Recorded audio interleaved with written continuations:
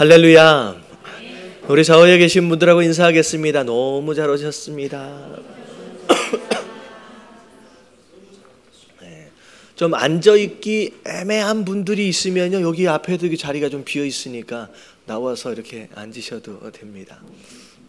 괜찮아요? 감사합니다. 오늘은 시편의 내용을 우리가 73편서부터 좀 볼 텐데요. 전체 시편을 다 보는 게 아니라 좀 독특한 주제를 가지고 있는 내용들만 조금씩 찝어서 한번 보도록 하겠습니다. 자, 일단 시편 31편, 73편 내용인데요. 이 내용을 1절서부터 14절까지 먼저 같이 한 목소리로 읽도록 하겠습니다. 자, 1절서부터 다 같이 시작. 하나님이 참으로 이스라엘 중 마음이 정결한 자에게 선을 행하시나 나는 거의 넘어질 뻔하였고 나의 걸음이 미끄러질 뻔하였으니 이는 내가 악인의 형통함을 보고 오만한 자를 질투하였음이로다.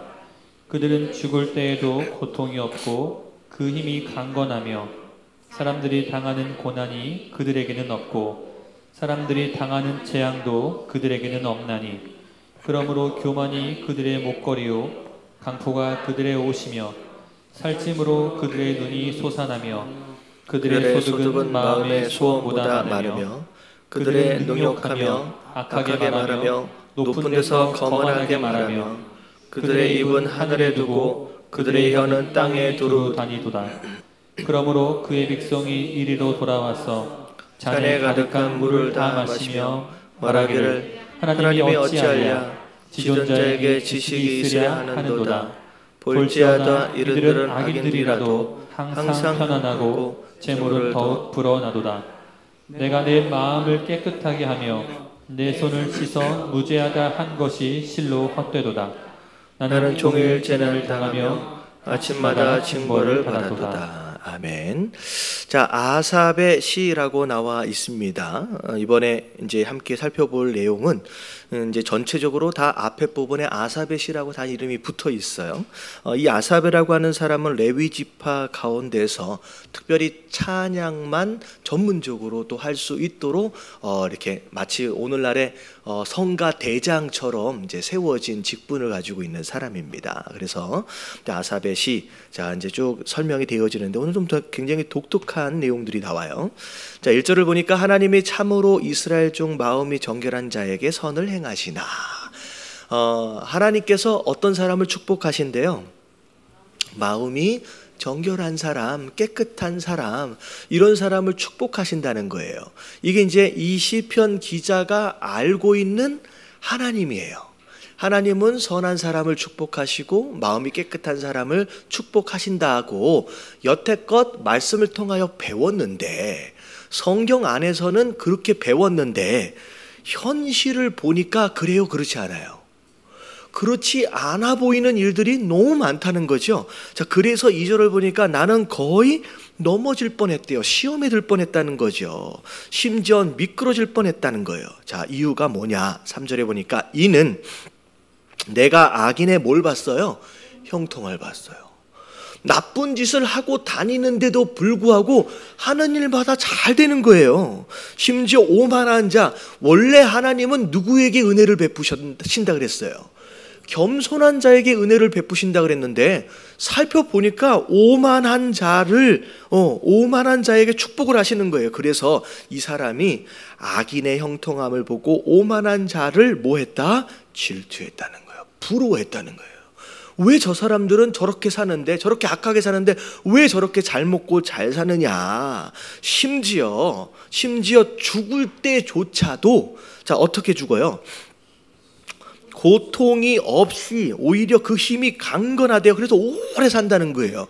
그럼 제가 이걸 이제 새벽 예배 때 함께 이제 설교를 하면서 보니까 이게 이제 2월 13일 날 그 말씀이었어요. 근데 이 전날이었나 이날이었는가 정확하게는 잘 기억이 안 나오는데 이 날이 이완용이 누군지 아시죠? 네, 이완용이 죽은 날이에요. 이 말씀을 읽으면서 딱 생각이 나는 거예요. 여러분, 이완용이 나라를 팔아먹었잖아요. 팔아먹으면서도 얼마나 악한 일을 행했는지, 그래서 그 악한 일을 행한 것으로 말미암아 끌어모은 이 재산이 어마어마합니다. 그리고 심지어 땅을 보니까 여의도 땅의 3배에서 4배 정도 되는 땅이 자기 소유였어요. 심지어 죽을 때에도 어떻게 죽었냐면, 여러분, 국장으로 장례가 치러졌어요. 그래서 수십 킬로미터를요, 여러분, 경복궁까지 그 장례 절차, 장례 그 행렬이 이어질 정도로. 심지어는요, 죽고 난 뒤에도 굉장히 장례식을 치르는데 사람이 3,000명에서 4,000명이 모여들었대요. 그러니까 그 나쁜 짓을 했음에도 불구하고 죽을 때도 그렇게 잘 죽는 모습을 보면서, 그리고 나서 그 후손들은 어떻게 살아요? 아주 잘 살아요. 네. 나라가 이완용의 재산을 몰수했는데 나중에 재판을 걸어서 어떻게 했냐면 이겼어요. 누가 이겼냐면 그 후손이 이겼어요. 그래서 그 땅을 갖다 고스란히 돌려받고 나서 일주일 안에 그 땅을 헐값에 싹 팔아버리고 캐나다로 다 이민 가버렸어요. 되게 화나지요. 여러분, 이게 이 시편 기자가 이 시편을 쓰고 있는 상태에서의 마음이에요. 아니, 악한 일을 행하면 하나님이 심판하신다고 했고, 겸손하고 선을 행하는 사람을 하나님이 축복하신다고 나는 말씀에서 배웠는데, 실제로 내가 살다 보니까 그게 아닌 거예요. 너무 악을 행하는 사람들이 오히려 잘 먹고 잘 사는 모습들을 보면서 마음이 너무 힘들다는 거죠. 자, 그러면서 쭉 나오는 내용들을 보세요. 자, 살찌고 소득이 자기가 마음의 소원보다 더 많고, 8절에 보니까 능욕하면, 그러니까 사람들을 얼마나 무시하겠어요. 많은 재물을 가지고 있으니까 없는 자들을 향하여서 무시하고 별의별 이야기를 다 해요. 그런데 심지어 사람들에게 그렇게 나쁜 이야기를 함부로 할 뿐만 아니라 누구에게도 별 얘기를 하느냐면 11절에 보면, 하나님이 어찌하랴, 지존자가 지식이 있으랴, 내가 이렇게 하고 있는 거 하나님이 알기나 하냐. 하나님을 모독하고 조롱하는 일들을 하고 있다는 거예요. 볼지어다, 이들은 악인들이라도 항상 뭐하대요? 평안하고 재물은 더욱 불어난다는 거예요. 부익부 빈익빈, 이런 모습들이 계속 반복해서 일어난다는 거죠. 여러분, 화가 나요, 안 나요? 이러면 화가 나는 거예요. 그런데 시험 들은 게 뭐 때문에 시험을 들었는지 이제 13절에 보니까, 내가 내 마음을 깨끗하게 하며 내 손을 씻어서 무죄하다 한 것이 실로 뭐하다? 내가 진짜 신앙 안에서 하나님 보시기에 합당한 삶을 살아보려고 애를 썼던 그 모든 수고와 노력이 지금 악한 자의 형통함을 보니까 억울하기도 하고 뭐하기도 하는 거예요. 분하기도 하면서 지금 내가 뭐 하려고 이 고생을 하고 있는지 이해가 안 된다는 거예요. 나는 종일토록 뭘 당한대요? 재난을 당한대요. 아침마다 징벌을 당한다는 거예요. 여러분, 이게 이 시편 기자가 그 당시에 악인들의 형통함을 보고서 지금 넘어지기 직전의 마음으로 지금 이 시편을 쓰는 거예요. 자, 좀 이해가 되어지시죠? 그런 상황이 오늘날에도 다반사 맞죠? 일어난다는 거예요. 자, 그러면서 15절을 보세요. 15절 같이 한번 읽어봅니다. 자, 같이 시작. 그처럼 말하리라 하였더라면 나는 주의 아들들의 세대에 대하여 악행을 행하였으리이다. 자, 내가 어쩌면 이를 할까 하여 생각한즉, 곰곰이 생각해 보는 거예요. 도대체 이 이해되어지지 않는 현상들 어떻게 이해할 수 있겠느냐? 곰곰이 생각해 보니까 그것이 내게 뭐가 되었대요? 고통이 되었다는, 이해가 안 되더라는 거예요. 자, 그랬더니 자 17절이 중요해요. 같이 한번 읽어볼게요. 시작.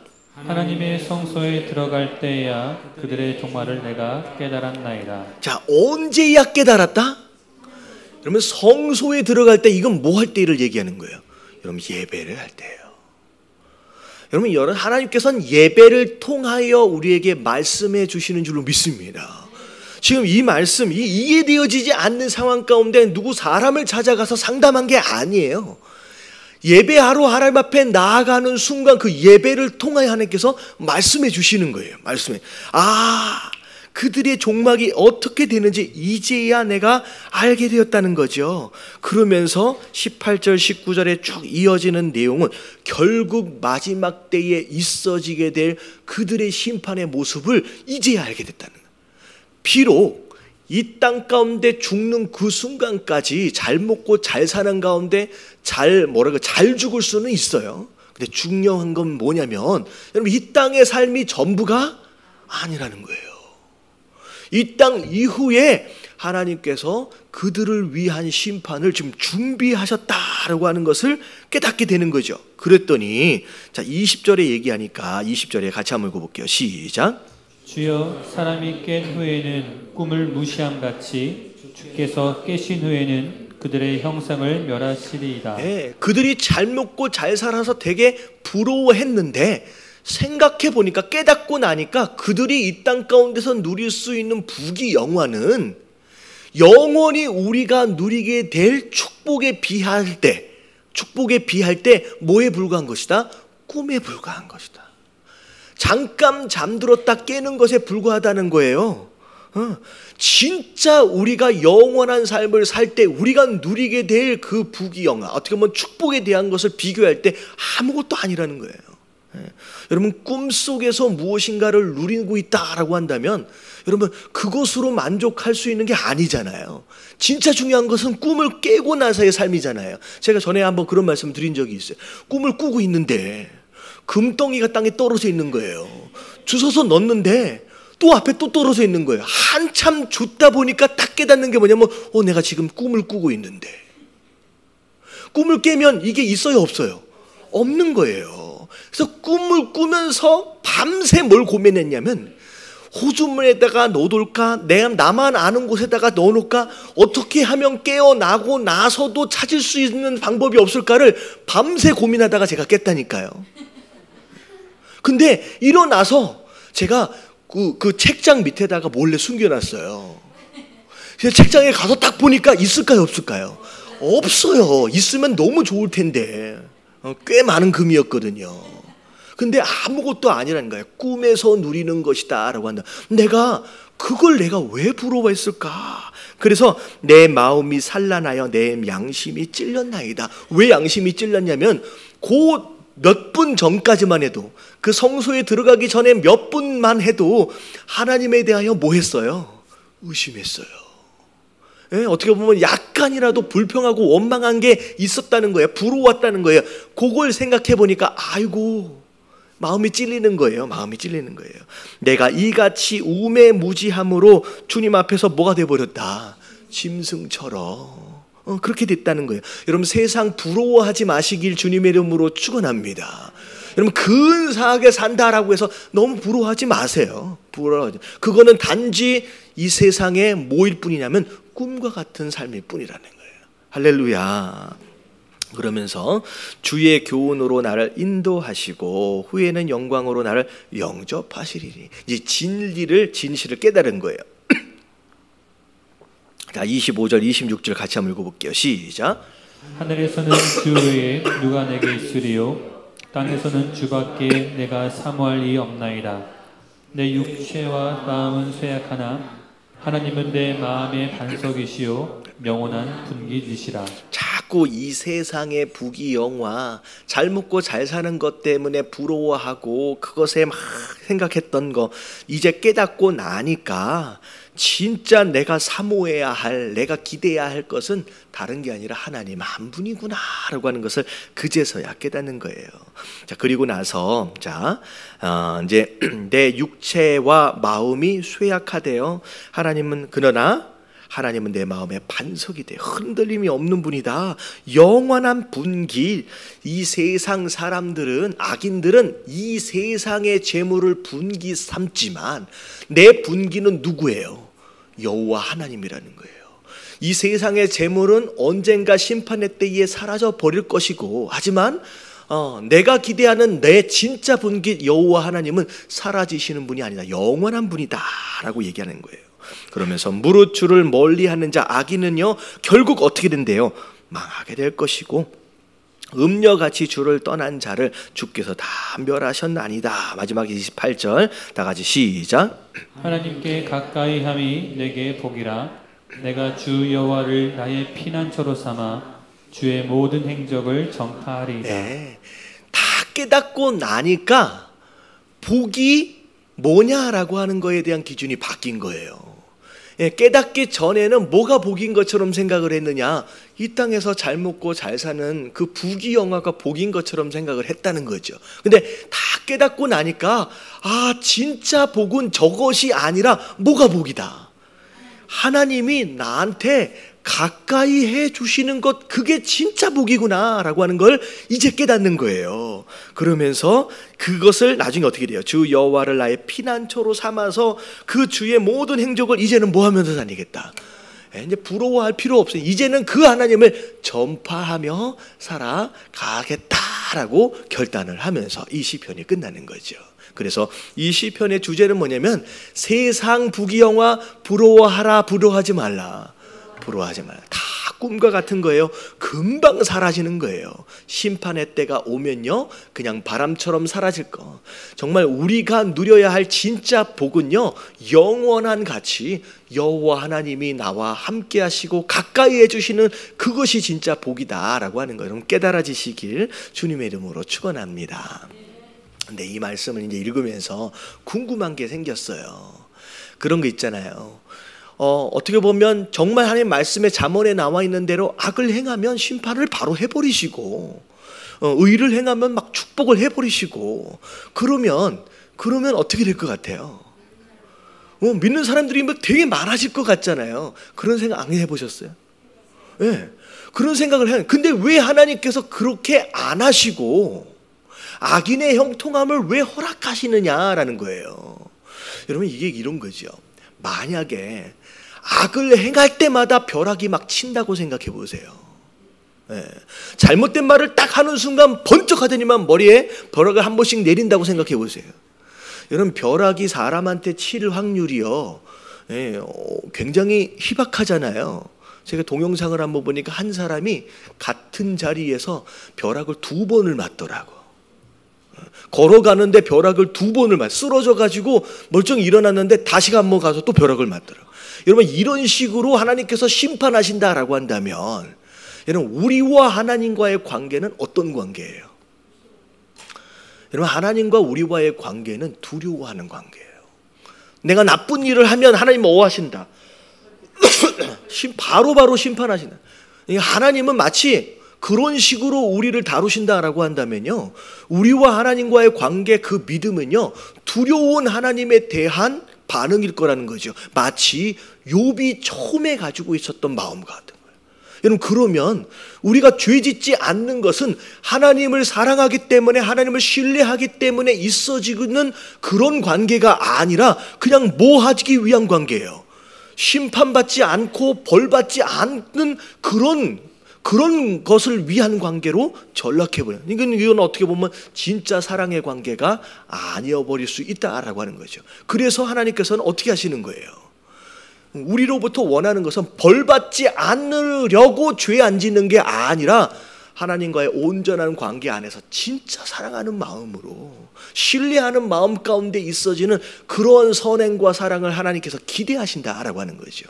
그래서 왜 하나님께서 바로바로 심판하시지 않는 이유를 우리가 좀 알 필요가 있습니다. 자, 그다음 이 말씀 이제 다음에 이제 74편을 보면 자, 이제 이 시편은 제가 이제 자세히 다루지는 않을 거예요. 자, 왜냐하면 이건 하나님 백성들이 하나님께서 허락하신 심판으로 인하여 징계로 인하여 고난을 당하고 있는 거예요. 이 고난을 당하고 있는 상황 가운데 하나님께서 하나님 도와주세요, 하나님 우리를 구원해 주세요라고 간구를 하는데 이유가 뭐냐? 하나님께 구하는 이유가 뭐냐면 10절 말씀만 다시 한번 읽어볼게요. 74편 10절 말씀만. 자, 다 같이 시작.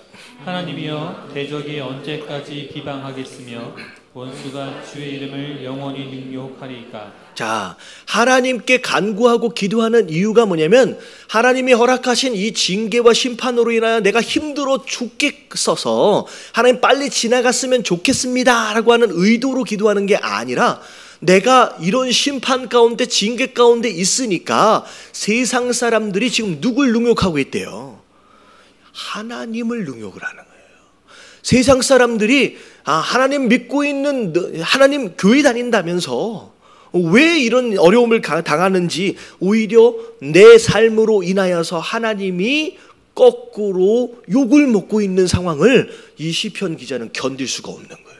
그래서 하나님 앞에 하나님 더 이상 나 때문에 내 이 열악한 상황으로 인하여서 하나님이 욕을 먹고 하나님의 영광을 가리는 일들이 없었으면 좋겠습니다 라고 하나님 앞에 간구하는 내용이 여러분 이 시편의 이제 가장 중요한 부분이다 라고 이제 생각하시면 되겠습니다. 그래서 74편을 쭉 넘어갈게요. 자, 그리고 75편을 보면, 자, 75편 1절 말씀만 같이 한번 읽어볼게요. 시작. 하나님이여, 우리가 주께 감사하고 감사함은 주의 이름이 가까움이라.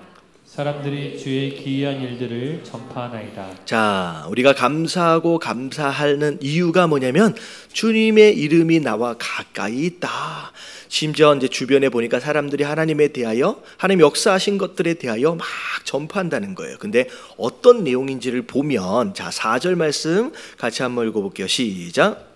내가 오만한 자들에게 오만하게 행하지 말라 하며 악인들에게 뿔을 들지 말라 하였노니. 자, 오만한 자다라고 하는 것은 누가 누굴 높이는 것이냐?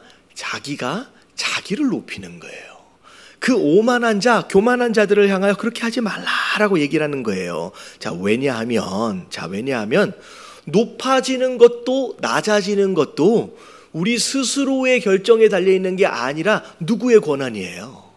하나님의 권한이래요. 그래서 7절 말씀 같이 한번 읽어볼게요. 다 같이 시작. 오직 재판장이신 하나님이 이를 낮추시고 저를 높이시느니라. 네, 오직 하나님만이 심판자이시다라는 거죠. 그래서 자꾸 스스로를 높이고 오만해지고 교만해져서는 안 된다라고 하는 말씀하시는 거예요. 그러면서 높이시고 낮추시는 주체는 하나님이다. 그래서 결국은 이제 교만한 자, 오만한 자는 자 어떻게 하실 것이냐? 8절만 같이 한번 읽어볼게요. 시작.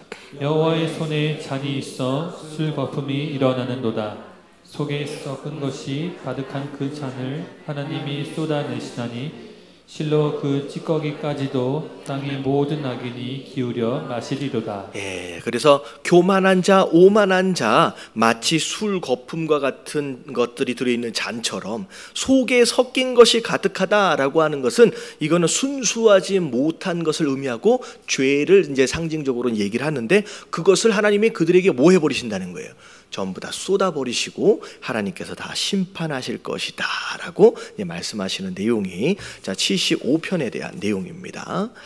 자 그리고 나서 자 76편은 일반적으로 하나님의 능력과 하나님 역사하심을 의지하는 어떤 그런 내용들이 좀 있어가지고 자 그냥 넘어가고요. 자 77편을 우리가 자세하게 좀 살펴보도록 하겠습니다. 자 1절서부터 9절까지 말씀 우리 천천히 같이 한번 읽어볼게요. 자 내가 시작. 내가 내 음성으로 하나님께 부르짖으리니 내 음성으로 하나님께 부르짖으면 내게 귀를 기울이시리로다. 나의 환난 날에 내가 주를 찾았으며 밤에는 내 손을 들고 거두지 아니하였나니 내 영혼이 위로받기를 거절하였도다. 내가 하나님을 기억하고 불안하여 근심하니 내 심령이 상하도다. 주께서 내가 눈을 붙이지 못하게 하시니 내가 괴로워 말할 수 없나이다. 내가 옛날 곧 지나간 세월을 생각하여 싸우며 밤에 부른 노래를 내가 기억하여 내 심령으로 내가 내 마음으로 간구하기를 주께서 영원히 버리실까? 다시는 은혜를 베풀지 아니하실까? 그의 인자하심은 영원히 끝났는가? 그의 약속하심도 영구히 패하였는가? 하나님이 그가 베푸실 은혜를 잊으셨는가?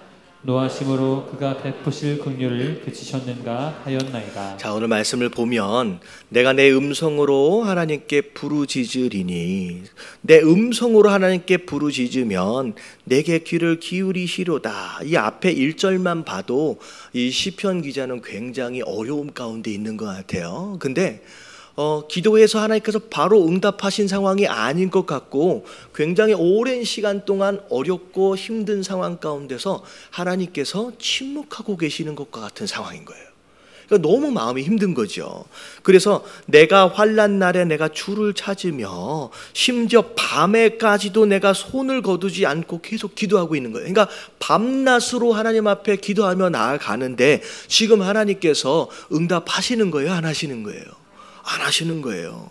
그 가운데 내 영혼이 위로받기를 거절하였도다. 이건 뭐냐면 아무리 하나님 앞에 나가고 기도를 해도 마음 가운데 평안함이 지금 없는 거예요. 그러면서 내가 하나님을 기억하고 불안하여 근심하니 내 심령이 막 상해요. 굉장히 마음이 아픈 거예요. 주께서 내 눈을 붙이지 못하게 하니, 심지어 잠도 자지 못하도록 하시는 거예요. 이게 어떻게 보면 이게 계속 근심 걱정이 막 쌓여가면 이게 머릿속에서 생각이 막 돌잖아요. 그러면 누워있더라도 잠이 와요, 안 와요? 안 오는 거예요. 꼬박 새는 거예요. 낮에도 밤에도 잠도 못 자고 되게 힘들어 있는 상황. 내가 괴로워 말할 수 없나이다. 그러면서 내가 옛날고 지난 세월을 생각해 보자는, 뒤를 내가 돌아봤다는 거죠. 근데 밤에 부른 노래를 내가 기억하여 내 심령으로 내가 내 마음으로 간구하기를. 기도하다가 정말로 마음의 위로가 안 되고 더욱 정말 힘들잖아요. 그러면 기도하다가 안 되면 이제 뭐 하는 거예요? 이제는 찬송하는 거예요. 이게 이제 이런 단계로 가는 거예요. 여러분, 기도가 안 된다 그러면 그냥 뭐 하면 돼요? 그 다음에 찬양을 하면 되는 거예요. 찬양을 하면 되는 거예요. 이게 어떻게 보면 저는 이제 그런 생각을 해봐요. 바울과 실라가 전도하다가 감옥에 갇혔잖아요. 되게 억울하게 갇힌 거예요. 근데 감옥에 갇혔음에도 불구하고 이 바울과 실라가 뭐 했다? 하나님께 기도하면서 찬양했대요. 여러분, 저는 이 말씀을 읽으면서 무슨 생각을 했냐면, 물론 바울과 실라가 믿음이 막 좋아가지고 그런 상황에서도 찬양이 되어질 수 있고 기도가 되어질 수 있다라고 해석할 수도 있을 것 같아요. 근데 저는 마음에 드는 생각이 뭐냐면, 너무 마음이 힘들고 어려워서 기도하다가 뭐 해보는 거예요? 또 찬양해보는 거예요. 그러니까 기도하지 않고 찬양하지 않고는 그 두려움과 억울함을 견딜 수가 없는 거예요.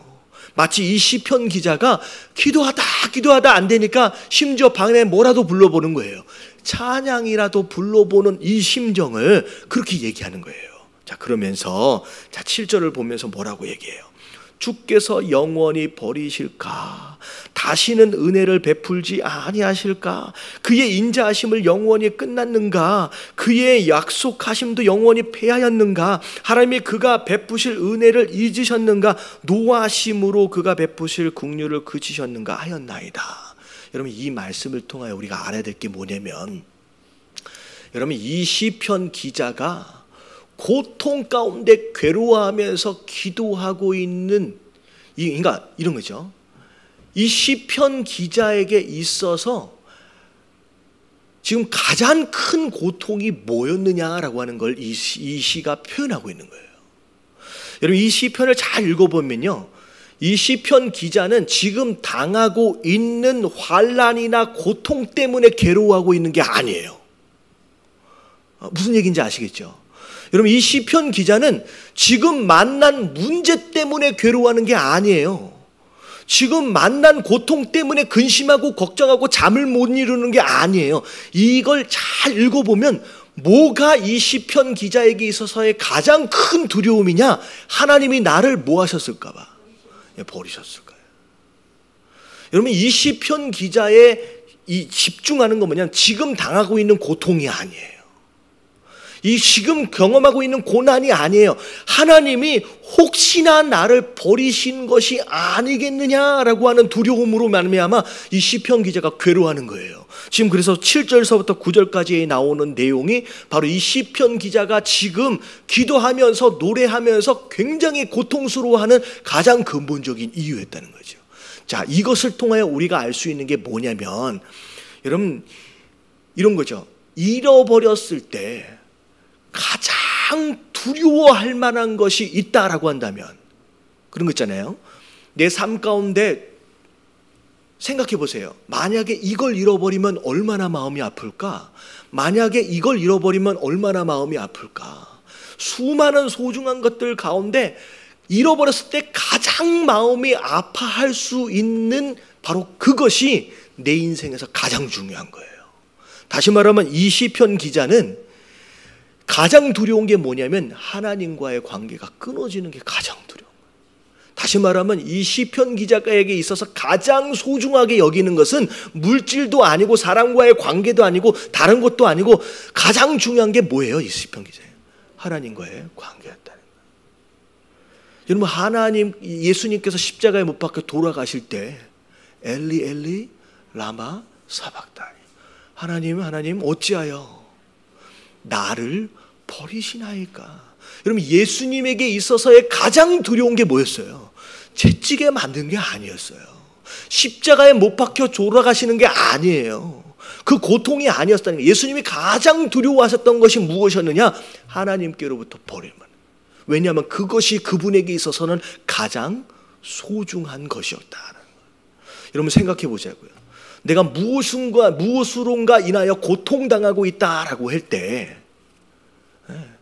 내가 정말로 소중하게 여기는 그것이 무엇이냐라고 하는 것이 정말 내가 가장 두려워하는 그것일 수 있다라고 하는 거죠. 이 시편 기자는 지금 고통과 환난 때문에 두려워하고 근심하고 있는 것이 아니라 하나님과의 관계로 인하여서 그것에 대한 두려움이 어떻게 보면 있었다라고 하는 거예요. 자, 그 다음 이제 말씀 좀 볼게요. 10절, 11절까지 한번 읽어봅니다. 다 같이 시작. 또 내가 말하기를 이는 나의 잘못이라 지존자의 오른손에 해 곧 여호와의 일들을 기억하며 주께서 옛적에 행하신 기이한 일을 기억하리이다. 자, 또 내가 말하기를, 조금 전까지만 해도 하나님이 나를 버리신 것이 아니겠는가라고 하는 두려움 가운데 막 고통 가운데 기도했잖아요. 근데 자, 10절서부터 이제 바뀌는 거예요. 내가 지금 말하는데 이건 내가 실수한 거다. 내가 부족한 것이었구나. 내가 육신의 연약함이었구나 라고 얘기를 하면서 지존자의 오른손에 해, 그러니까 해라고 하는 것은 ears라고 나와 있어요. 그러니까 하나님께서 역사하셨던 지난 날들을 내가 생각해 보니까 지금 하나님이 나를 버리신 것이 아닌가라고 생각했던 그것이 뭐였다는 걸 깨닫는 거예요. 오해였고 실수였구나라고 하는 걸 깨닫는 거예요. 자, 이게 이제 10절 읽기 전에, 자, 5절에 뭐라고 나와 있냐면 내가 옛날 곧 지나간 세월을 생각하였다라고 나오잖아요. 그리고 나서 내가 지나간 일들을 생각해 본 거예요. 곧 여호와의 일들을 기억해 봤어요. 자, 주께서 옛적에 행하신 기이한 일들을 기억하리이다. 과거일을 돌아본 거예요. 자, 또 주의 모든 일을 작은 소리로 읊조리며 주의 행사를 낮은 소리로 되뇌이리라. 자, 13절 다 같이 시작. 하나님이여 주의 도는 극히 거룩하시오니 하나님과 같이 위대하시니 누구오니까. 잘 생각해 보니까 그동안 하나님께서 내 삶 가운데 허락하셨던 길, 그 인도하심을 생각해 보니까 그 길은 뭐 어떤 것이다? 거룩한 것이었구나.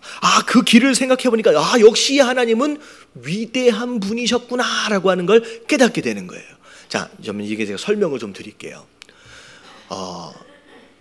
진짜 어려운 일을 만날 때 내가 이대로 눈을 감고 다시는 눈을 뜨지 않았으면 좋겠다라고 하는 생각을 해본 적이 있으세요? 그런 일 아무도 없으세요? 정말로 큰 문제를 만난 거예요. 도저히 해결이 되지 않는 문제를 만난 거예요.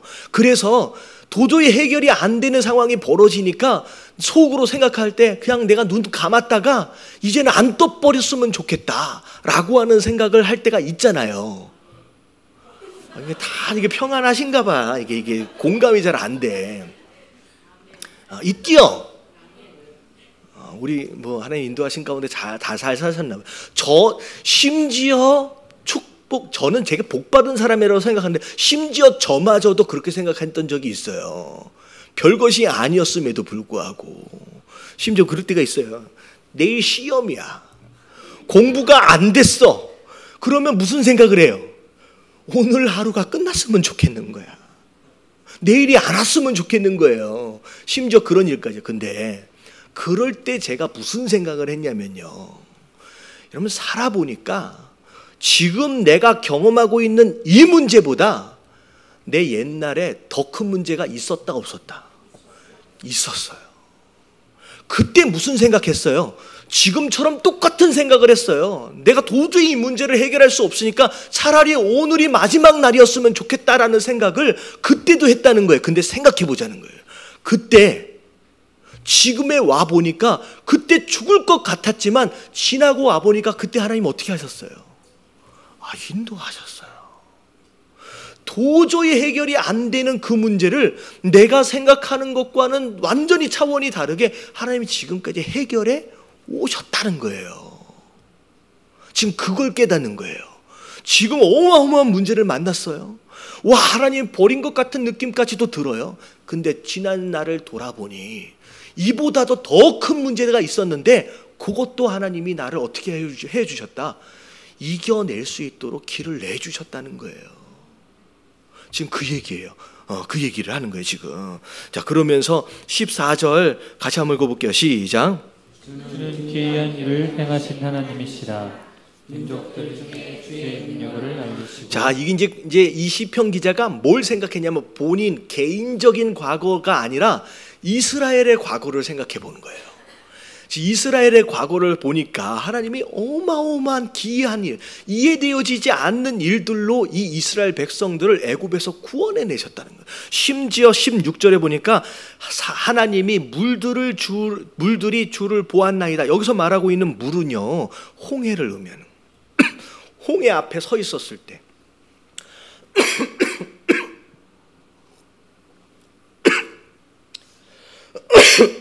죄송합니다.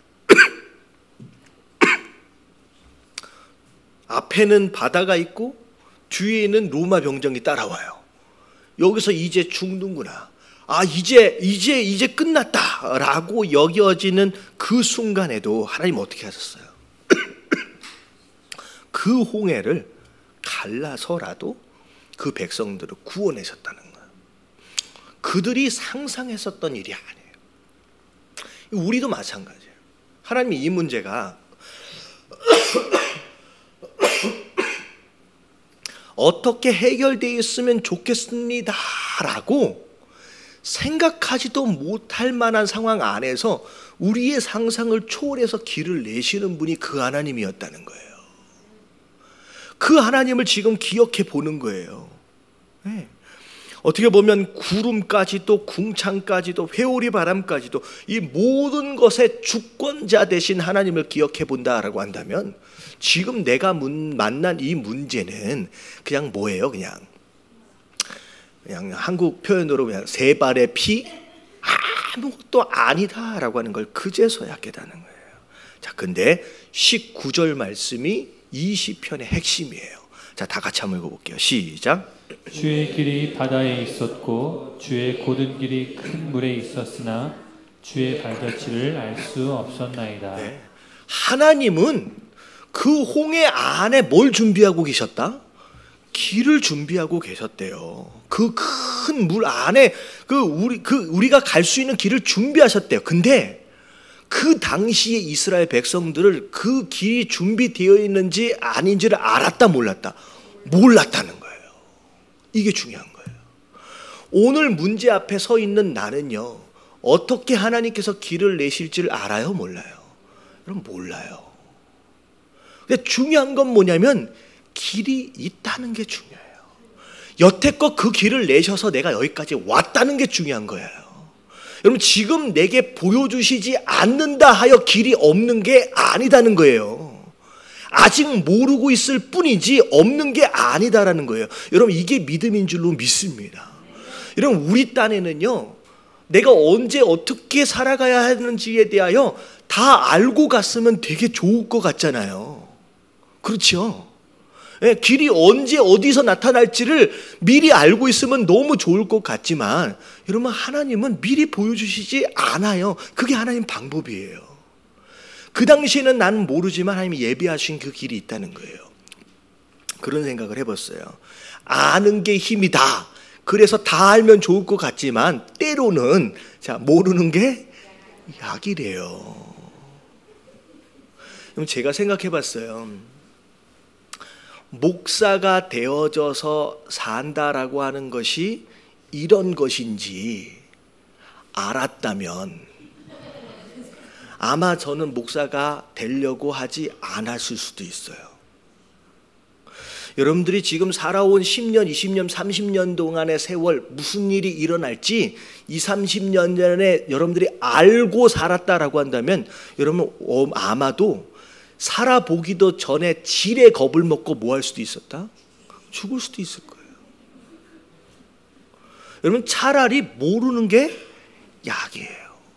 여러분 하나님이 감추시는 이유가 있는 거예요. 여러분 내가 언제 죽을 줄 알면 여러분도 좋을 것 같아요? 여러분 내가 언제 죽을 줄 알면요 그때까지 내가 이 삶을 잘 정돈해서 알차게 살 수 있을 것 같지만 여러분 내가 언제 죽을 줄 아는 순간 매일매일 하루하루가 뭐가 돼버려요? 여러분 저주가 돼버립니다. 고통이 돼버려요. 아 며칠 남았다. 아 몇 달 남았다. 여러분 이러고 살게 되는 거예요. 여러분 하나님이 의도적으로 가리셔요.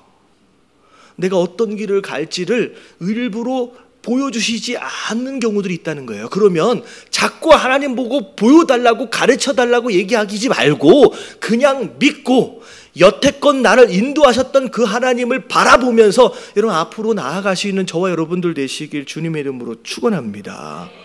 여러분 그건 거예요. 그거예요. 여러분 다 알고 막 가면요 여러분 좋을 것 같지만 이제 아니라 그랬잖아요. 또 다른 문제 중에 하나가 뭐냐면 그때부터 내가 어떤 길을 가야 될지 아는 순간서부터 그때부터 하나님을 의지한다, 의지하지 않는다. 나 혼자 막 가버려요.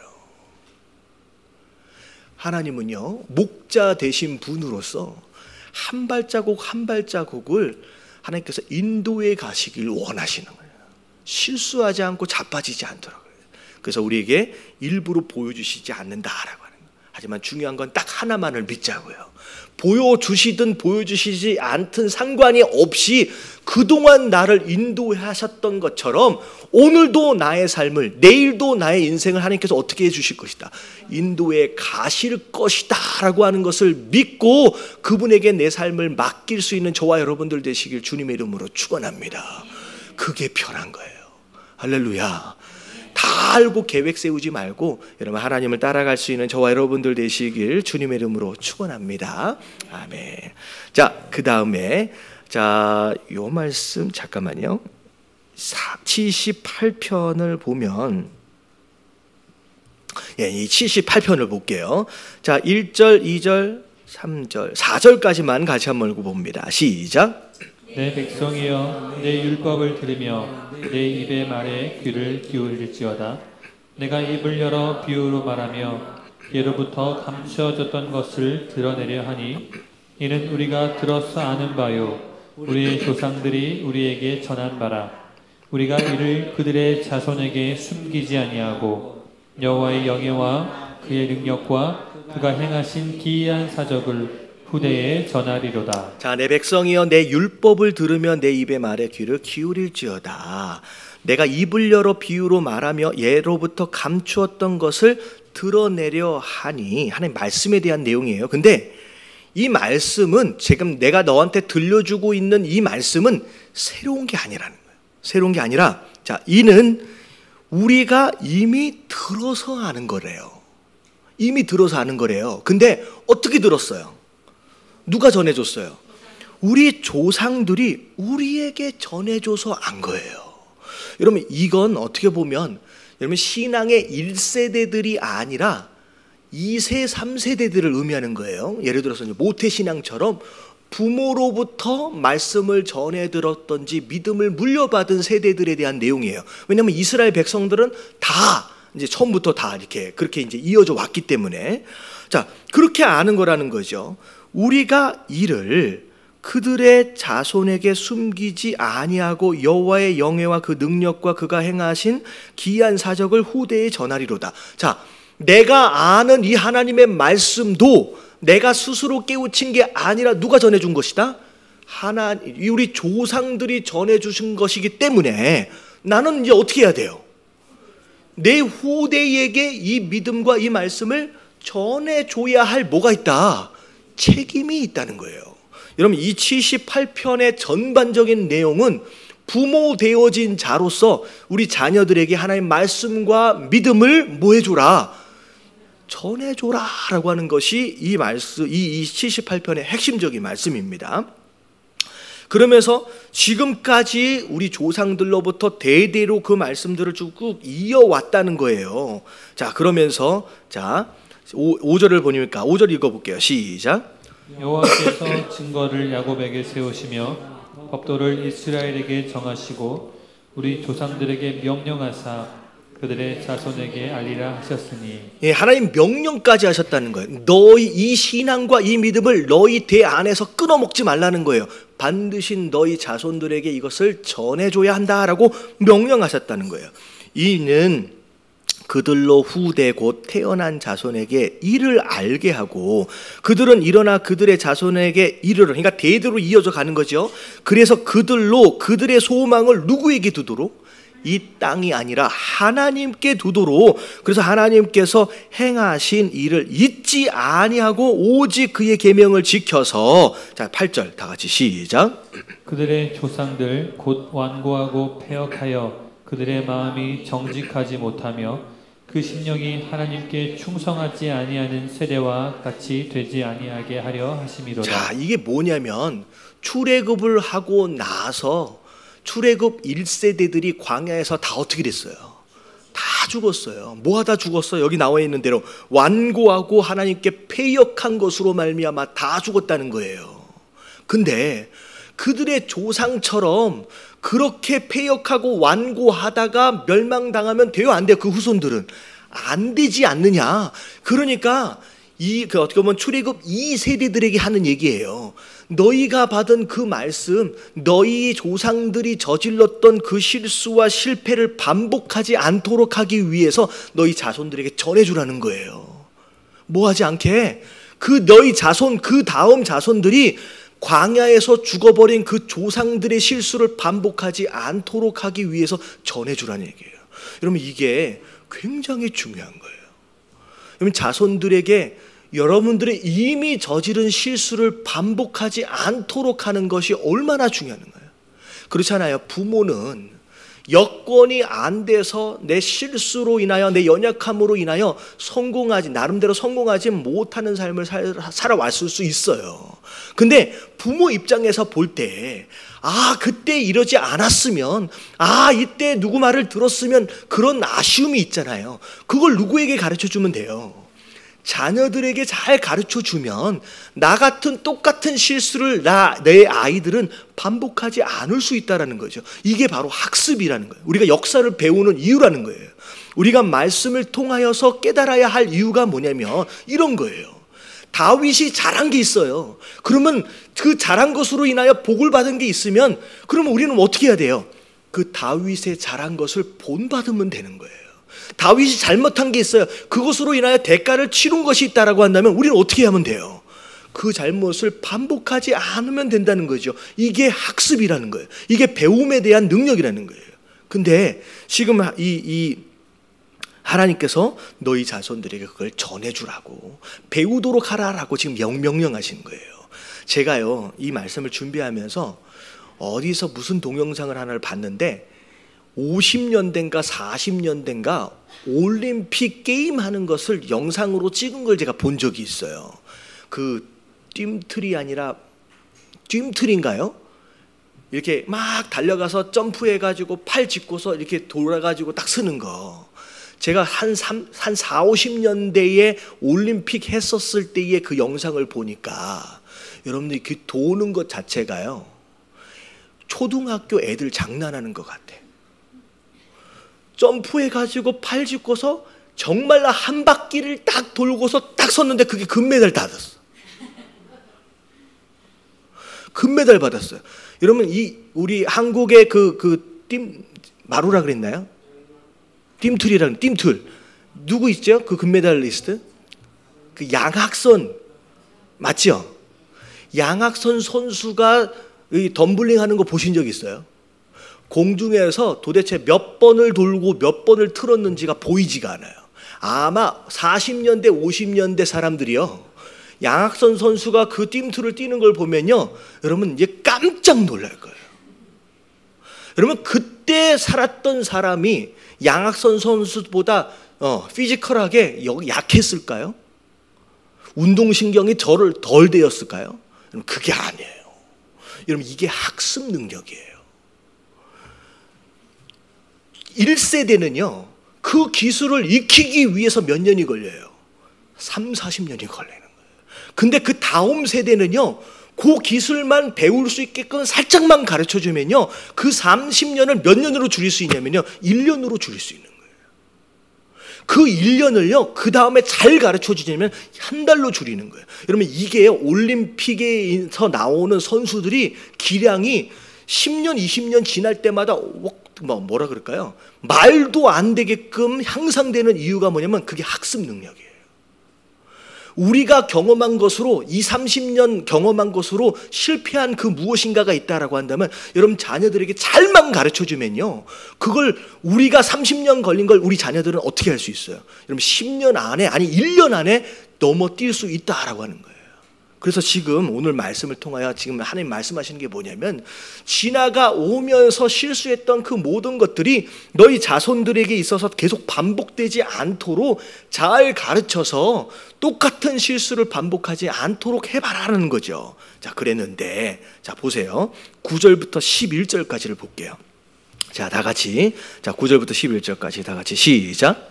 에브라임 자손은 무기를 갖추며 활을 가졌으나 전쟁의 날에 물러갔도다.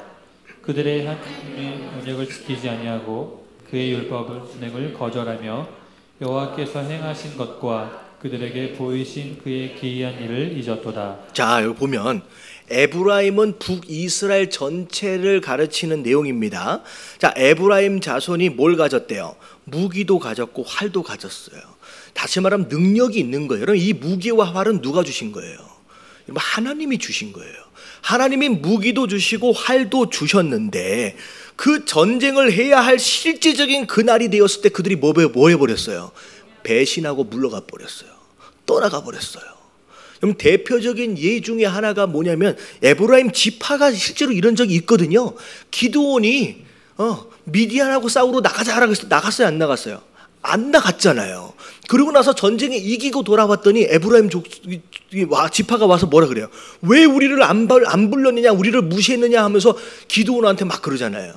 여러분, 그랬던 이 에브라임 지파가요, 기드온이 그냥 살랑살랑 잘 대해줘가지고 그냥 나눠줬어요. 전쟁 이기고 돌아온 그 전리품 나눠줬어요. 근데 얘네들이요, 나중에 50년 60년 지나고 난 뒤에 입다가 사사로 있었을 때 똑같은 짓을 합니다. 입다가 전쟁하러 가자라고 했더니 안 나오는 거예요. 그러고 나서 이기고 왔더니 또 뭐라 그래? 왜 우리 안 불렸냐라고 해서 또 시비 거는 거예요. 그러니 기드온은 마음이 착한 사람인데 입다는 조폭 출신이에요.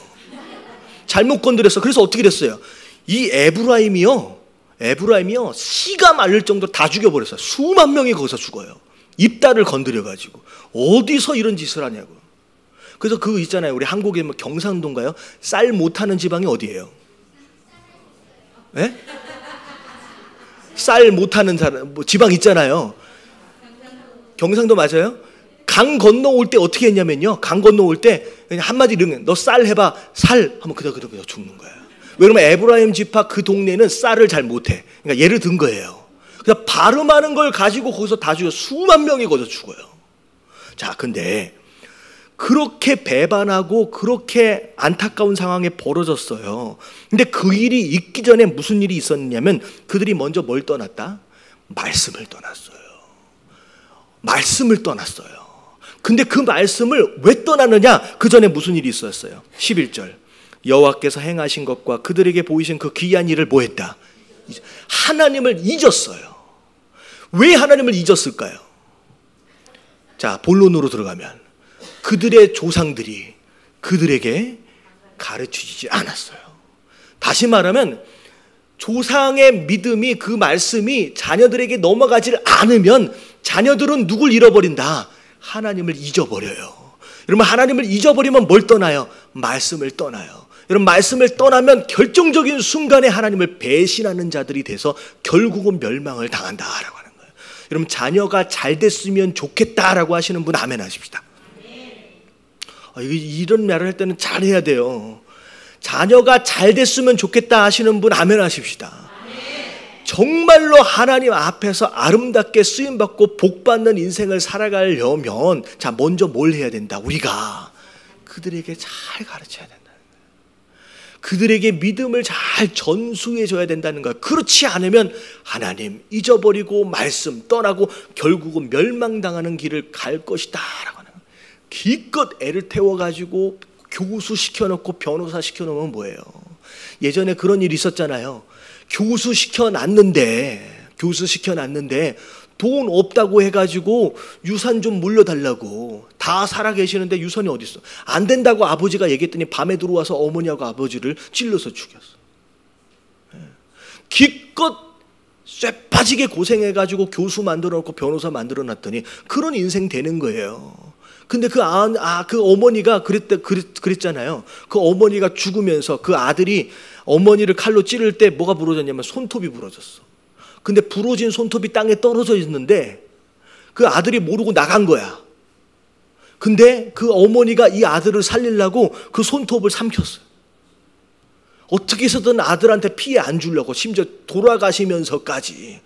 그게 진짜 사랑일까? 근데 나중에 어떻게 돼요?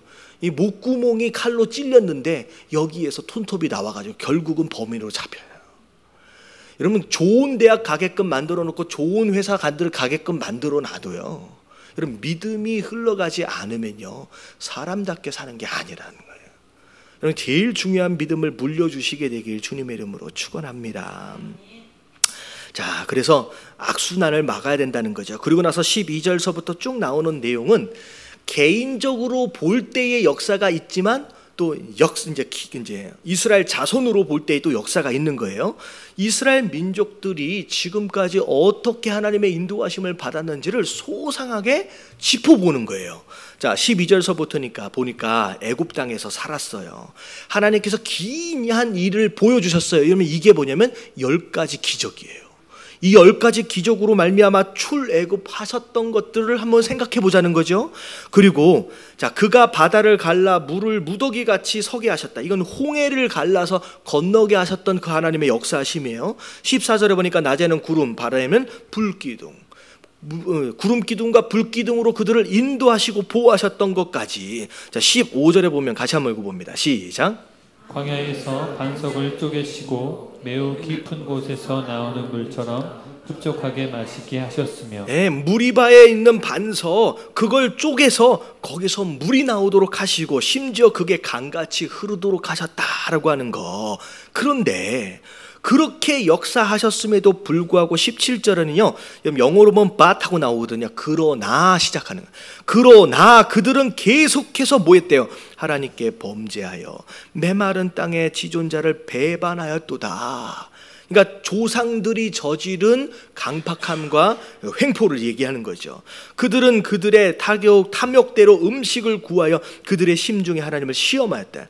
그러니까 물을 주셨는데 과연 하나님께서 우리에게 어떻게 우리를 먹이실 것이냐라고 하나님을 의심하고 시험했다라고 하는 거죠. 근데 하나님께서 화가 막 나셨음에도 불구하고 그 화를 진정시키시면서 어떻게 하셨어요? 자, 24절까지 쭉 내려가서 보면, 24절을 보면, 자, 같이 한번 읽어볼게요. 시작. 그들에게 만나를 비같이 내려 먹이시며 하늘 양식을 그들에게 주셨나니. 자, 이런 거예요. 만나를 내리셔서 먹도록 하셨다는 거예요. 자, 이게 이스라엘 백성들만의 이야기가 아니에요. 자, 한번 생각해 보세요. 하나님이 화나신 이유가 뭐냐면 이스라엘 백성들에게 하나님이 어떤 분이신지 이미 여러 차례 보여주셨어요. 10가지 기적, 홍해, 구름기둥과 불기둥, 무리바의 반석, 물, 여러 가지 사건을 통하여서 보여주셨어요. 그때 그 상황에서는요, 해결되어지지 않았던 문제인데 하나님께서 기이한 일들을 보여주시면서 그들에게 그 문제를 극복할 수 있도록 인도해 가셨다는 거예요. 근데 또 문제를 만나니까 이스라엘 백성들이 또 뭐라고 얘기하는 거예요? 하나님이 과연 나를 구원하실까? 지금까지 계속 보여줬음에도 불구하고 문제를 만날 때마다 학습이 안 되는 거예요. 문제를 만날 때마다 또 걱정하고 또 의심하는 모습들을 보면서 하나님 뭐 하셨다? 자, 22절에 보니까 하나님을 믿지 아니하며 그의 구원을 의지하지 아니하기 때문에 하나님께서 화를 내셨다는 거예요. 여러분, 이 모습이 우리에게 있을까요? 없을까요? 있다는 거예요. 아까 지금 얘기한 대로 지금까지의 우리의 삶을 한번 잘 살펴보세요. 그 어느 것 하나 하나님의 손길이 닿지 않은 부분이 없었거든요. 그래서 여기까지 왔잖아요. 근데 새로운 문제를 만날 때마다 항상 나는 뭐 하고 있어요? 지금 하나님을 또 의심하고 있는 거예요. 믿지 못하고 있는 모습이라는 거예요. 근데 하나님 또 참으셨어요. 그래서 만나를 내리셨어요. 그리고 나서 동풍을 불도록 하셔가지고 고기를 내리셨어요. 이런 고기를 내리실 때 뭐가 날아와서 떨어졌어요? 메추라기가 막 와서 떨어졌잖아요. 여러분, 이 성경을 잘 보면요, 메추라기가 와서 떨어진 이 사건은 우리가 와, 멋있다, 우와, 고기를 이렇게 많이 주셨느냐라고 즐거워할 상황이 아니에요. 성경을 보면요, 메추라기가 어마어마하게 몰려와가지고 그 진 사방 몇 킬로를요, 얼만큼 떨어졌냐면요, 무릎 위까지 떨어졌어요. 무릎 위에 여러분, 이거는요 굉장히 무서운 장면이에요. 여러분, 이거는 하나님이 그들의 기도에 응답하셨지만 그들의 불신에 대하여 그의 분노를 뭐 하신 거예요? 함께 보여주신 거예요. 이걸 통하여 지금 너의 믿음 없음에 대하여 지금 뭐 하라는 얘기냐? 회개하라는 얘기예요. 계속 보여주셔도 계속 인도하셨음에도 불구하고 문제를 만날 때마다 의심하고 하나님을 부정하고 있는 이들을 향하여서 하나님 분노를 응답과 함께 섞여주셨는데 그들은 깨닫지 못해요. 와, 고기다, 뭐 했어요? 그냥 입 안에서 있는데 또 뭐 했대요? 그 입 안에 또, 이렇게 표현하면 좀 이상한데, 입 안에 있는데 입에다 또 뭐 하는 거예요? 또 쳐넣은 거예요. 하나님의 화가 단단히 나셨어요. 이건 깨닫지 못하는 백성. 그래서 어떻게 했어요? 자, 30절. 그러나 그들의 욕심을 버리지 아니하. 그들이 먹는 것이 아직 그들의 뭐에 있을 때, 입에 이만큼 넣어놓고선 깨닫지 못하고 있을 때, 자, 어떻게 했어요? 31절 다 같이 시작. 하나님이 그들에게 노염을 나타내사 그들 중 강한 자를 죽이시며 이스라엘의 청년을 쳐 엎드려 때리셨다. 네, 결국 하나님이 심판하시고 징계하신 거예요. 그러니까 40년 동안 하나님이 얼마나 답답하셨느냐라고 하는 거예요. 아무리 보여줘도 문제를 만날 때마다 계속 도전하고 시험하고 의심하는 모습들, 결국 그렇게 되는 거예요. 자, 32절. 자, 이러함에도 그들은 자, 어떻게 여전히 범죄. 그렇게 하나님이 보여주셨음에도 불구하고 여전히 범죄하여 그 기이한 일들을 믿지 아니하였으므로, 자, 하나님이 자, 어떻게 됐어요? 33절 다 같이 시작. 하나님이 그들의 날들을 헛되이 보내게 하시며 그들의 횟수를 두려움으로 보내게 하셨도다. 자, 때리다. 자, 마지막 심판이 뭐였느냐? 그들의 인생, 그들의 날들이 뭐되도록 만들었다? 헛되게 만들었다. 여러분, 이걸 인생을 낭비하게 만든 거예요. 여러분, 이건 열심히 애를 썼어요. 열심히 수고했어요. 근데 수고한 것만큼 열매를 따야 되는데 수고했지만 열매가 없는 거예요. 그리고 또 심지어 그들의 횟수에 두려움, 근심, 걱정이 끊어지지 않는 거예요. 여러분, 이게 사사기예요. 사사기의 역사를 보면요, 사사기의 역사를 보면 끊임없이 주변에 있는 나라들로부터 공격을 당해요. 침략을 당해요. 그래서 애를 써서 경작을 하고 농사를 지었는데 열매를 맺을 때쯤 되면 쳐들어와 가지고 다 가져가 버리는 거예요. 그래서 심지어 기드온이라고 하는 사람은 타작을 어디서 했어요? 포도주 틀에 숨어 가지고 타작을 하는 거예요. 타작하다가 뭐 할까 봐서, 뺏길까 봐서. 그러니까 사사기의 역사를 보면 하나님을 떠난 그 백성들로서 항상 두려움 가운데, 근심 가운데 살면서 수고는 하지만 수고한 것에 의한 열매는 거두지 못하는 그런 인생 낭비하게끔 하나님께서 만드셨다는 거죠. 자, 그랬더니 34절, 하나님이 그들을 죽이실 때에 그들이 그에게 구하며 돌이켜 하나님을 간절히 찾았대요. 예. 자, 하나님이 그들의 반석이시며 지존하신 하나님이 그들의 구속자이심을 기억하였도다. 자, 이게 이제 이런 거죠. 사사기의 역사를 제가 지난번에 설명드린 적 있잖아요. 하나님이 축복하셨어요. 배부르고 등 따시니까. 자, 점점점 하나님을 뭐 어떻게 해요? 하나님으로부터 멀어지는 거예요. 우상 섬기고 내 마음대로 사는 거예요. 하나님이 이런 경고 저런 경고로 계속 말씀하고 계심에도 불구하고 들어요, 안 들어요? 안 들어요. 결국은 하나님이 이런 상황들로 몰아가시고 심지어는 이제 매를 드신 거죠. 그래서 어마어마하게 세게 딱 때리니까 그제서야 뭐라고 얘기하는 거예요? 아이고, 하나님 잘못했습니다. 이제야 깨닫는 거예요. 하나님 살려달라고. 근데 이 하나님 살려달라고 회개하는 게 이게 진짜 회개가 아닌 거야. 자, 보세요. 그러나 그들이 입으로 그에게 압첨하며 자기 혀로 그에게 거짓을 말하였으니 이는 하나님께 향하는 그들의 마음이 정함이 없으며 그의 언약에 성실하지 아니하였습니다. 이거 뭐냐면, 회개하는 게 진짜 뉘우치는 마음으로 내가 제대로 살아보겠습니다 라고 회개한 게 아니라 뭐를 위한 회개예요? 지금 내 앞에 놓여있는 이 문제와 고통을 모면하기 위한 회개였다는 거예요. 이것만 빨리 없어졌으면 좋겠는데 라고 하는 것으로 회개를 한 거예요. 그랬더니 그게 응답되어짐으로 말미암아 문제가 딱 사라지는 순간, 응답이 딱 있어지는 순간 어떻게 해요? 자, 이게 37절의 중간에 보니까 언약을 성실하게 행하지 않았대요. 그러니까 문제가 딱 만났을 때 회개할 때, 자, 하나님 제가 이 문제를 해결해 주시면 어떻게 하겠다. 그런 기도 안 해보셨어요? 하나님 제가 이 문제만 해결해 주시고 이 고통만 끝나게 해주시면 하나님 정말로 하나님 앞에 내가 헌신하겠습니다. 봉사하겠습니다. 뭐 하겠습니다 라고 별의별 것들을 다 들어가지고 약속을 했는데 응답이 딱 되어지는 순간, 자, 우리 한국 표현으로 보면 변소에 들어갈 때 마음 다르고 나올 때 마음 다르다고 언제 약속을 했냐는 듯이 아주 뻔뻔하게 약속을 어기고 있는 모습들을 하나님께서 보고 있는 거예요. 어이가 없는 거예요, 하나님께서. 그게 우리가 그렇게 살고 있는 경우가 있잖아요. 있지요. 응답이 되고 나면 그 다음부터 그 전의 마음을 잃어버리는 거예요. 그럼 어떻게 하세요? 자, 성실하게 이행하지 못하는 것으로 말미암아, 자, 하나님께서 너희랑은 도저히 안 되겠다.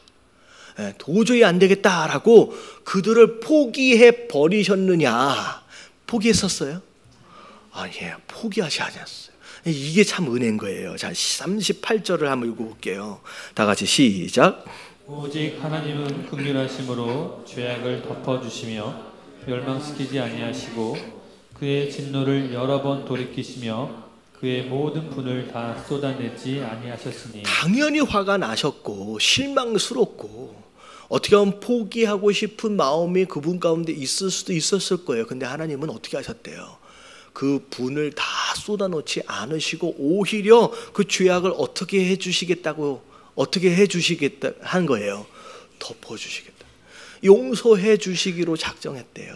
왜냐하면요, 자, 39절에 보면 그들은 육체이며, 그러니까 죄에 익숙해 있는 육체를 입고 있다 보니까 죄를 자꾸 저지르는 거예요. 배반하는 것을 자주 하는 거예요. 우리의 연약함인 거죠. 그러니까 하나님께서 그걸 아시다는 거죠. 육체이며 가고 다시 돌아오지 못하는 바람임을 하나님께서 기억하셨다는 거예요. 우리의 연약함을 알아주셨다는 거예요. 그래서 끊어버리실 수도 있음에도 불구하고 포기하지 않고 덮어주시고 또 뭐 해주시기로도 작정했었어요. 다시 또 은혜를 베풀어 주시기로 작정하셨다는 거예요. 여러분, 그 은혜 때문에 우리가 여기 있는 줄로 믿습니다. 여러분, 약속도 안 지키고 막 그러고 있음에도 불구하고 이 하나님께서 넌 도저히 안 되겠다, 에이 끝내자 라고 하셨다면 과연 이 가운데 몇 명이나 있겠느냐는 거예요. 하나님께서 우리의 육신의 연약함을 아시기 때문에 용서해 주시기로 작정하셨기 때문에 덮어주시기로 작정하셨기 때문에 우리가 여기 있는 줄로 믿습니다. 옆에 계신 분들에게 인사 좀 해주세요. 다 하나님의 은혜입니다. 자, 근데 중요한 게 뭐냐? 하나님이 이런 육체를 입고 있는 연약한 우리 인생들에게 은혜를 베풀어 주세요. 근데요, 베풀어 주신 은혜를 따라 정말로 순종하고 믿음으로 살아보면 여러분, 여기 이렇게 거꾸로 설명할게요. 33절에 보니까 불순종하고 살았더니 그 인생이 어떻게 됐대요? 헛된 인생이 됐어요. 맨날 근심하고 걱정하고 두려운 인생이 됐어요. 그러니까 은혜를 입고 있어요. 계속 은혜를 입고 있음에도 불구하고 우리가 그 은혜에 대하여 제대로 반응하지 않으면요, 은혜가 있음에도 불구하고 우리 인생이 어떤 인생이 될 가능성이 높아요? 여러분, 헛되고 낭비되어지는 인생이 될 가능성이 높은 거예요. 비록 은혜를 입고 있지만 여러분, 많은 성도들이 그렇게 살고 있어요. 구원받은 하나님 백성으로서 끊임없는 은혜를 오늘도 내일도 계속 경험하고 살고 있어요. 그럼에도 불구하고 매일매일 두렵고 근심이고 걱정이고가 끊어지지 않고 열매도 없고 낭비하는 인생을 살아가는 이유가 뭐냐면 은혜 안에서조차도 순종하지 못하는 거예요. 여기서 우리가 결정할 필요가 있다는 거예요.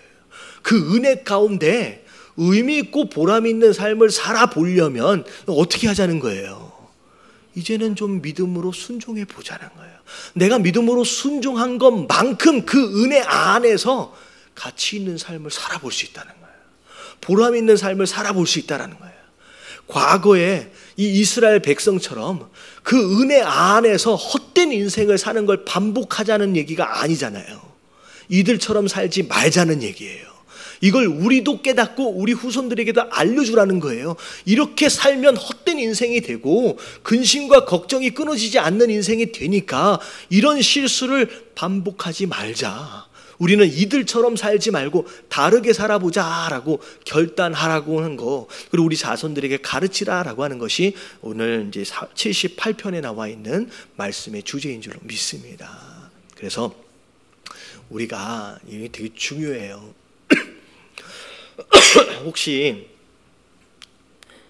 나는 어렸을 때부터 믿음을 가졌다, 모태신앙을 포함해서 나는 어렸을 때부터 믿음을 가진 분들이 혹시 있나요? 우리 교회 한 몇 %나 되나요?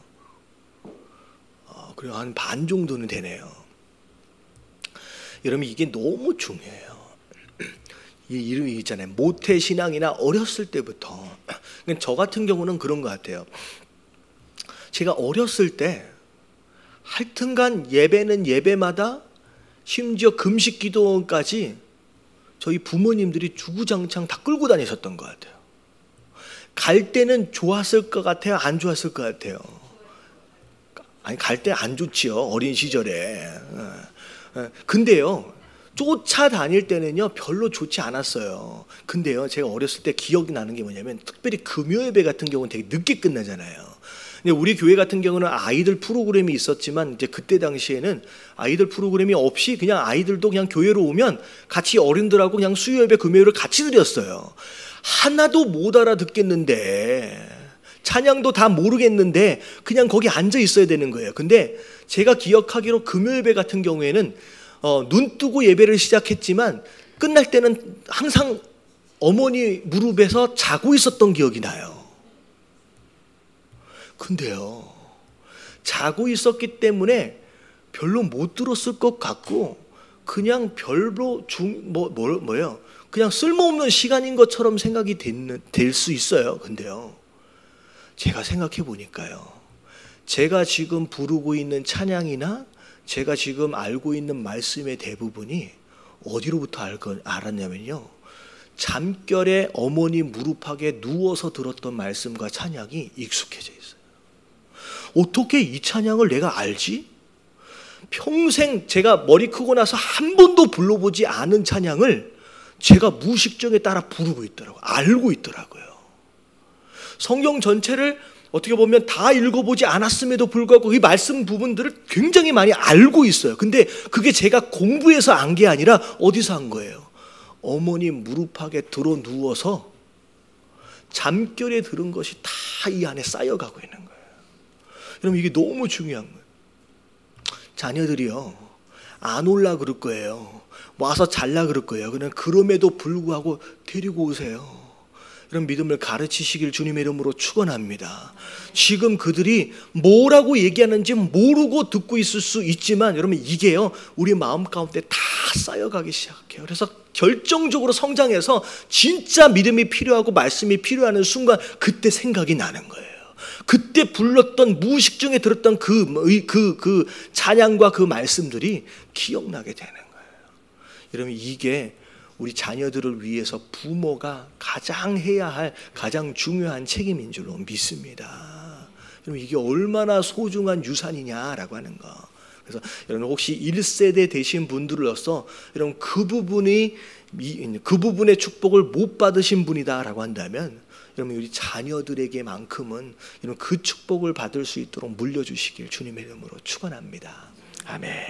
자, 오늘 여기까지 할게요.